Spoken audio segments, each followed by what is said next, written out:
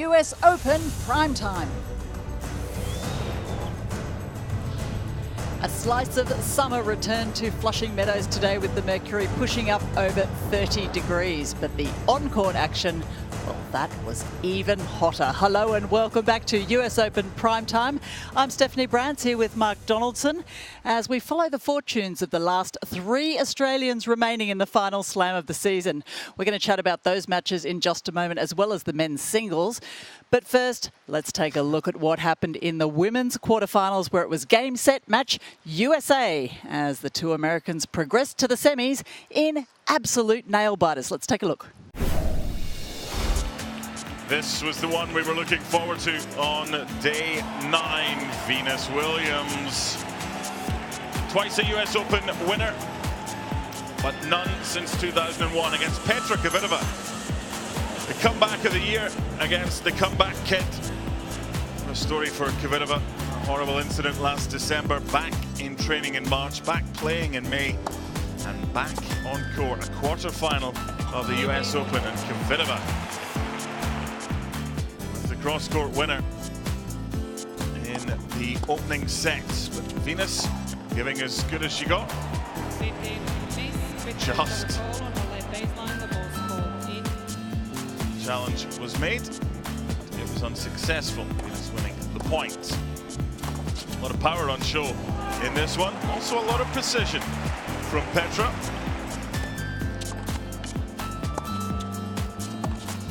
Very, very tight, this one.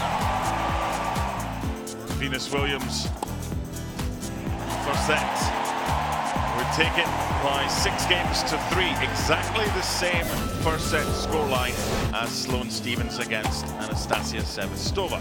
Into the second set. Remember, Sevastova won that one against Stephens 6-3. And guess what? Petra Kvitova would take this one in the second set 6-3. Shots like that helping. Venus with the swinging winner. It was Kvitova who would get a vital break in this second set. And the put away. High quality tennis in this match. The unforced error on set point from Venus. Into the third set to decide who would be going through to the semi-finals. And Venus Williams starting strongly with the winner down the line. Served pretty well today, Venus. Court coverage was decent as well, 37 years old. But Kvitova coming back to form. Great to see her returning to the tour. And this one would go all the way to a third set tie-break, just like Anastasia Sevastova against Sloane Stephens. It was a mirror image of that one. Very tough to separate these two. And on match point, Venus Williams 7-1 in the tie-break. So 2 Americans through to the semi-finals, both in the same half, and guaranteed one of them will be through to the final. 6-3, 3-6, 7-6. Venus wins it. And the famous twirl to confirm. All of my rivals were All-American, you know, Capriati and Davenport and Monica Seles. So I love seeing these young Americans coming up and playing big and focused. And I would love that, all that again, like the top 4, top 5 in the world, and we're playing each other in semifinals. That would be huge. I would love that. Okay, last question, because we've got another match coming on here with another American. But Venus, you say that this game is why you do this was tonight. You love this game. Your last words to these amazing people tonight. You know, when situations get hairy and it's crazy out here, I try to tell myself, enjoy the competition, enjoy the battle. And I think that I was able to do that tonight. And thank you guys for being here with me to see me through. Sloane Stephens of America taking on Anastasia Sevastova, the Latvian who retired for a couple of years back in 2013, now back on tour and playing well. Sloane, on the other hand, her ranking after an absence is flying back up. Sevastova in the early stages had 1 or 2 issues. Stephens would break to lead 3-1 and win the first set 6-4. 6-3. This is set 2. Stevens serving at 2-5. Sevastova playing far better in the second set, controlling the play in this one, and the big forehand cross-court winner to wrap up the second set 6-3 and take us to a decider. Sevastova serving at 4-3, but a break point for Sloane. But this for an exchange, and the crowd on their feet. Perfect depth, and Stevens would break back for 4-all into the tie-break. Sevastova serving at 1-all. Nerves? What nerves for Sloane? Match point Stevens. It's always nice to finish with a winner. A marvellous win after being pegged back by Sevastova in the second set. Sloane Stevens wins it 6-3, 3-6, 7-6. If someone told me when I started at Wimbledon that I'd be in the semifinals or making, well, 3 semifinals back-to-back, I would have said that they're crazy. So just happy to be playing really well, and happy that my foot is good and I don't have any pain and my body's holding up. So so many positives just to take out of it. Wow. Well, Mark, if Madison Keys and Coco Vandeweghe advance to the semis, we could have 4 American women in the semi-finals of a major for the first time since Wimbledon 1985. Who do the crowd cheer for? I think they cheer for 3 sets. I think they want as much as they can get. Can you imagine this place if it's full of partisan Americans? They can't lose. They're guaranteed an American through. And especially with Venus against Sloane. I mean, as Sloane said, Venus is the leader of the pack. And we saw the reaction that Venus got from the crowd after her win as well. And the big smile from Sloane. I don't think there's a loser here, and I think the fans will be split. I think Venus will have the majority of the support, but to be honest, I don't think they'll really mind. I think you're absolutely right. And of course, by quarterfinals time in the men, there could only be one American who would go through. First, he would have to survive the Battle of the Giants. Don't go anywhere. Coming up after the break, it's Sam Querrey in action.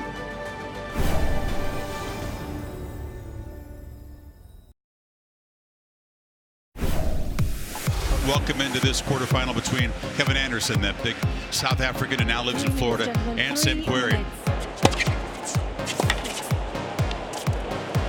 That's nice hitting.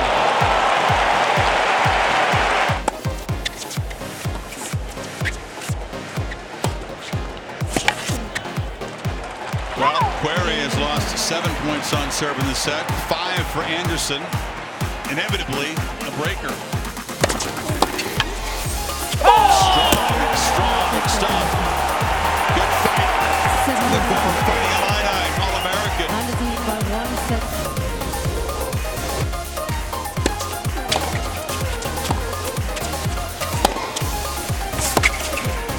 Comes in, but Anderson with a beautiful pass forces another tiebreak.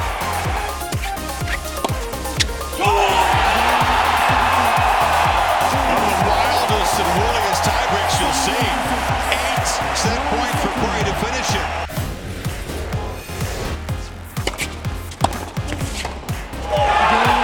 That's a great effort by Anderson. What a return there again. And the aggression that Darren was talking about. And Anderson again, as he was in the second, up a break.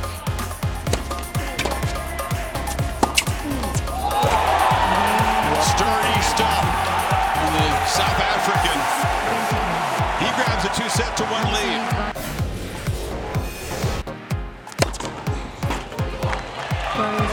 Querrey's going to use one of his 3 remaining challenges on that one. I don't think that's going to cut the mustard. Let's get on to the tiebreak.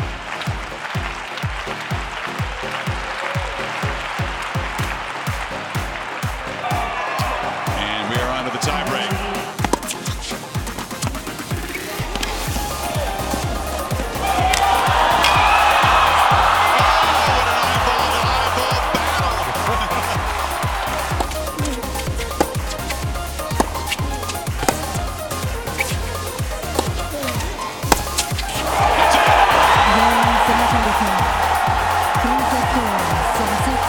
Kevin Anderson standing tall.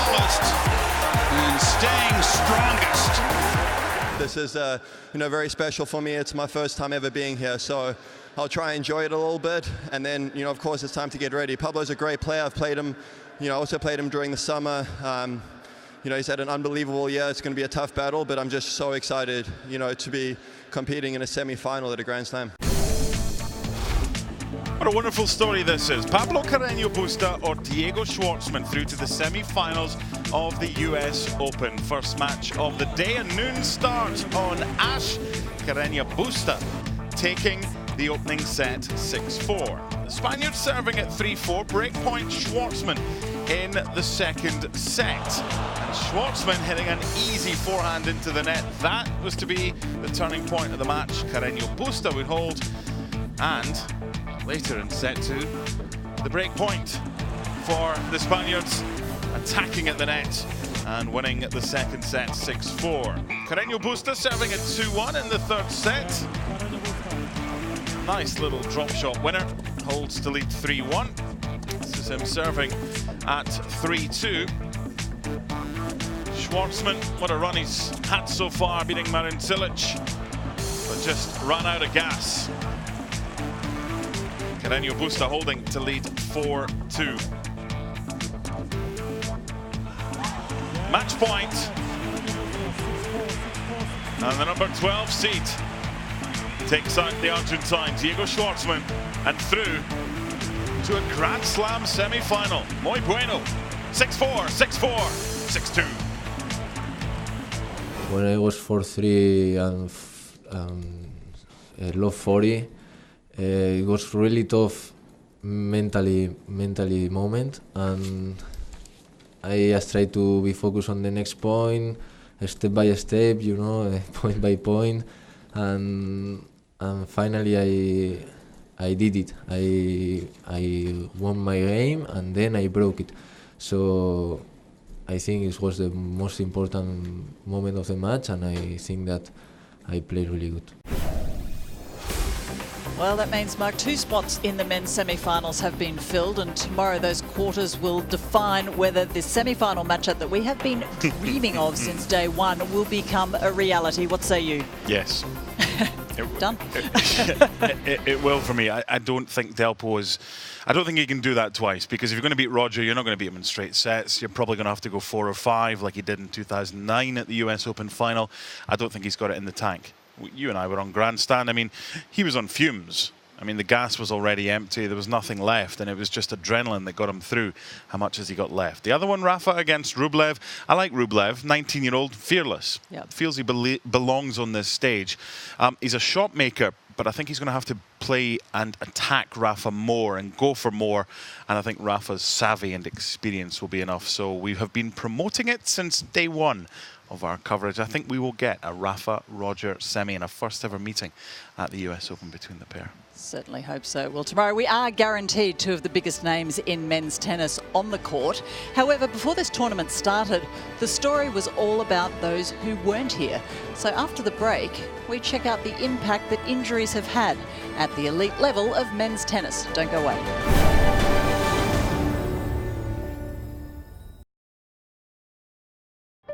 With the likes of Novak Djokovic, Andy Murray, Stan Wawrinka, Kei Nishikori and Milos Raonic missing from New York, we look at how elite players try to stay fit throughout the lengthy season.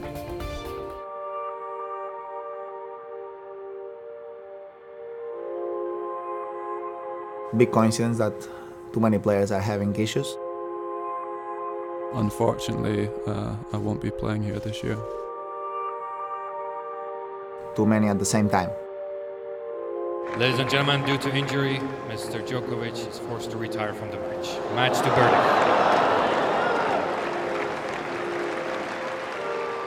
5 and the top 11 men are not here. I didn't foresee that the defending champ and the finalists wouldn't be here.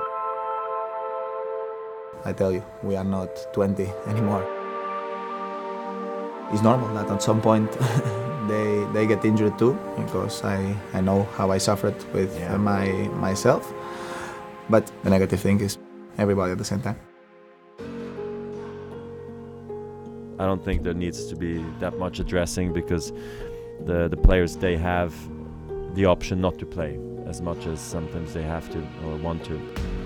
Maybe some players have just had enough of playing hurt, you know, and just told themselves, when I come back, I just want to be 100% again and not always be playing at 85, 90, 95%, because eventually it's just not fun this way.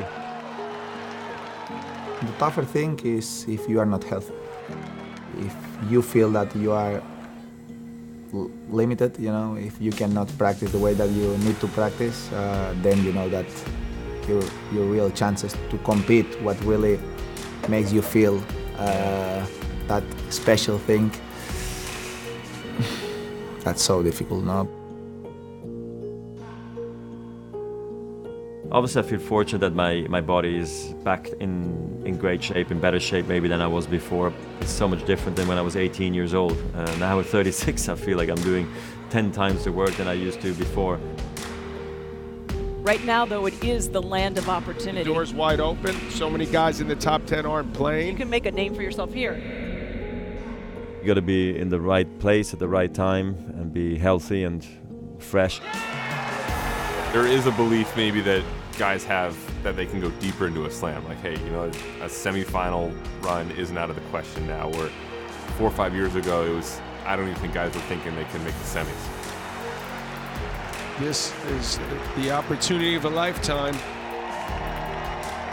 All of the Big Four had significant injuries. Is Roger Federer right in saying that perhaps it's the players' responsibility and they can manage their workload now? Yeah, he's got a point, hasn't he? It's difficult because if you're a tournament director, you don't want to lose your tournament. The cities don't want to lose the cash that comes with that as well. The problem you've got is if you're injured at the early part of the season, then you're playing catch-up. Look at the US swing, Cincinnati, Washington, you go up to Montreal or Toronto. So if you need the points to get into the end-of-year ATP, then you kind of have to play them. Now, I don't care how much you earn or how good you are, a human body is a human body. We all have frailties in human body, this one clearly more than some. But as far as the injuries are concerned, I do think he's got a point. They have to be more sensible about what they play. But we have what's the season, January through November? I mean, it's a tough one as well. And if you need those points to get into tournaments, I'm not sure what the answer is, because, as you know fine well, in Australia, the seasons dictate that that's when you play there. More importantly, in the United Kingdom, the seasons dictate there's only about 2 months. I think summer's July the 24th. So that is an issue. There's a lot going into this, but I do agree that Roger's right here. Indeed. Well, the last 3 Aussies still standing at this tournament are fit and firing. After the break, we'll have a look at how they got on today. That's coming right up.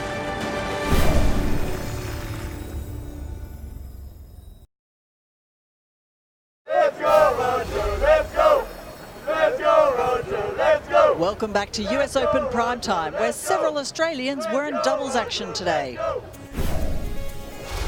The number 1 seeds in the men's doubles have been flying through the tournament so far. This is match point. A little bit of a delay while John Peers and Henry Compton decided which way the serve was going to go. Didn't matter because the return from JP Smith was long. JP Smith played well in this one along with Nick Monroe, but nowhere near good enough for the top seeds. The Australian Open champions from January are through to the semi-finals. I don't think you've dropped serve yet this tournament, is that correct? Correct. No, we've both served really well this tournament. It's been good to feel that confidence and continue that going through so far. The importance of doing that as well, because you do get a lot of cheaper points, which they're frustrated about, but it shortens the points and it makes life a lot easier for you guys. Yeah, definitely. I mean, we both serve well and it's a good strength of both of ours, so it's nice to actually get some consistency and be able to do that throughout this whole tournament so far, and hopefully we can continue that, and it just gives us both confidence to be able to swing a little more freely on returns rather than have to try and scrap it out. But no, it's nice fun serving well and the conditions have been helping. Now, it was a good first tournament for Nick and I. Obviously, never played together before. It's our first event, and we've had a good couple of wins here, and then obviously had a walkover due to uncircumcised standards with Fognini. But it was always a good event, and we've had a lot of fun playing together. Anastasia Rodionova in the mixed doubles is through. That was match point. Oliver Marak and Anastasia. 10-8 winners in the deciding tiebreak. And they go through to the next round. Good win for Anastasia. Played well in this one. Congratulations on the win, the toughest one yet, as you expect when you reach the quarterfinals. What do you think ultimately gave you the edge? Well, that definitely was a tough match today. It was conditions were a little bit difficult. It's quite windy today, so we didn't really have a good start. But you know, I'm glad that we managed to find our way to to get that break. Yeah, it was a very difficult super tiebreak. It was that we had a really long point, like to get to break them at the towards the end, and you know, like it's.